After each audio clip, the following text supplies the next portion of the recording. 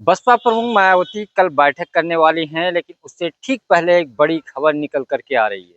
खबर ये कि लोकसभा चुनाव के बाद पार्टी में सब कुछ ठीक नहीं चल रहा था। आरोप प्रत्यारोप का दौर जारी था। पहले आकाश आनंद के ससुर अशोक सिद्धार्थ को पार्टी से निष्कासित किया, उसके बाद अपने भतीजे जो अपना उत्तराधिकारी घोषित किया था आकाश आनंद को भी निष्कासित कर दिया। हालांकि आकाश आनंद जब माफी मांगे तो उनकी वापसी हो गई। इस समय राष्ट्रीय संयोजक हैं, लेकिन अब अशोक सिद्धार्थ की भी पार्टी में वापसी हो गई है।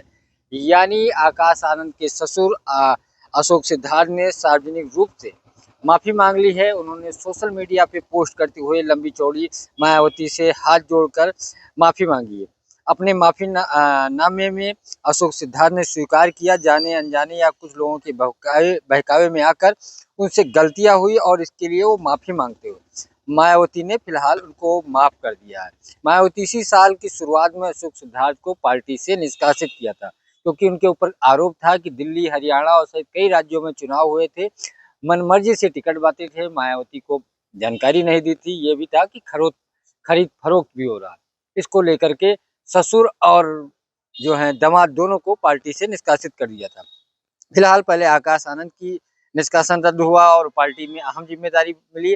और कल जब बैठक होने वाली है, जो मायावती लखनऊ में एक बड़ा प्रोग्राम करने वाली है उसके लिए और पंचायत चुनाव को लेकर के, तो उसके एक दिन ठीक पहले अशोक सिद्धार्थ की पार्टी में वापसी हो गई है।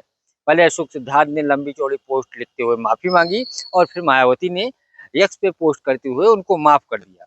सार्वजनिक तौर पर माफी मांगे जाने के बाद ये मायावती ने लिखा है कि अशोक सिद्धार्थ को माफ कर दिया है, पार्टी में फिर से ले लिया गया है।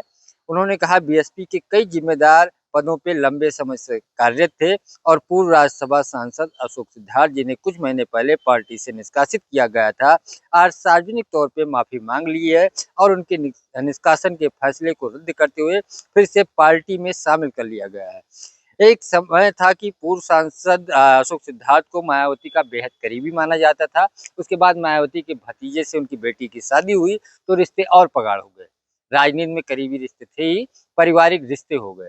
लेकिन लोकसभा चुनाव में बड़े पैमाने पे हार, उसके बाद जो लोकसभा चुनाव के बाद जिन राज्यों में चुनाव हुए वहां पे भी हार हुई और प्रतिशत गिरता चला गया। पार्टी में गुटबाजी होने लगी, आरोप लगने लगा कि आकाश आनंद अपने ससुर के साथ मिलकर पार्टी चला रहे हैं। कई सारे नेताओं ने मायावती से शिकायत की। शिकायत यहाँ तक पहुंची कि जो भी टिकट बांटे जा रहे हैं वो आकाश आनंद और अशोक सिद्धार्थ तय कर रहे हैं। बात यहाँ तक आई कि पार्टी पे कब्जा भी कर सकते हैं। अशोक सिद्धार्थ पे आरोप लगा कि पैसा ले दे करके टिकट बांट रहे हैं, जिसके बाद पहले अशोक सिद्धार्थ को पार्टी से बाहर किया, फिर अपने भतीजे को बाहर किया। हालांकि अब दोनों का निष्कासन रद्द हो गया। अब देखना ये होगा, अशोक सिद्धार्थ पहले राष्ट्रीय कोऑर्डिनेटर थे, अब उनको क्या जिम्मेदारी मिलती है, क्योंकि आज ही वापसी हुई है। फिलहाल कल बैठक होने वाली है और इससे पहले अशोक सिद्धार्थ ने एक लंबी चौड़ी पोस्ट लिखी थी, जिसमें लिखा था, मैं अशोक सिद्धार्थ बीएसपी पूर्व सांसद निवासी फर्रुखाबाद, बीएसपी के राष्ट्रीय अध्यक्ष, यूपी की 4 बार मुख्यमंत्री सुश्री मायावती से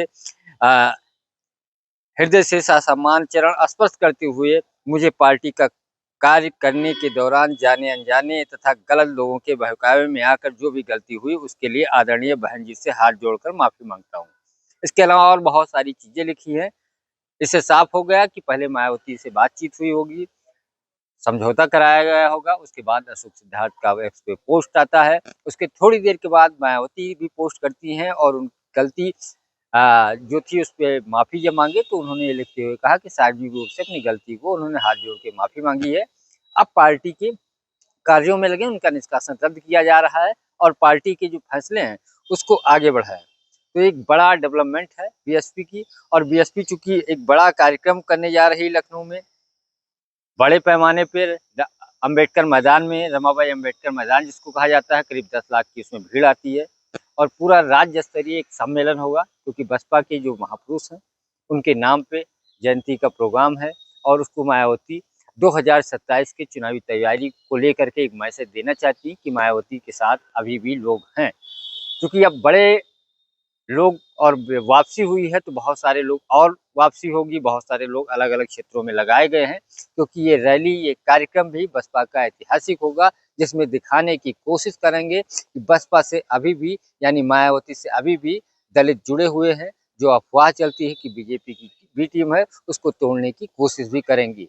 तो कुल मिलाकर के पहले आकाश, फिर उनके ससुर की वापसी के बाद पार्टी के अन्य नेताओं की भी वापसी हो सकती है, जो बसपा के मूल कैडर या मायावती के करीबी थे, जिनको पार्टी से बाहर निकाल दिया गया या दूसरे दलों में चले गए हैं, वो आना चाहते हैं। तो अब उनकी वापसी के रास्ते खुल गए हैं, क्योंकि पंचायत चुनाव के बाद फिर से 27 के विधानसभा चुनाव की तैयारी होगी। और इसके साथ क्योंकि बिहार में भी विधानसभा चुनाव लड़ना है, आकाश आनंद को जिम्मेदारी दी गई है, तो बिहार में कैसे चुनाव प्रचार होगा, इसकी भी रेखा कल बैठक में मायावती तय करेंगी। पंकज चतुर्वेदी, टीवी 9, लखनऊ।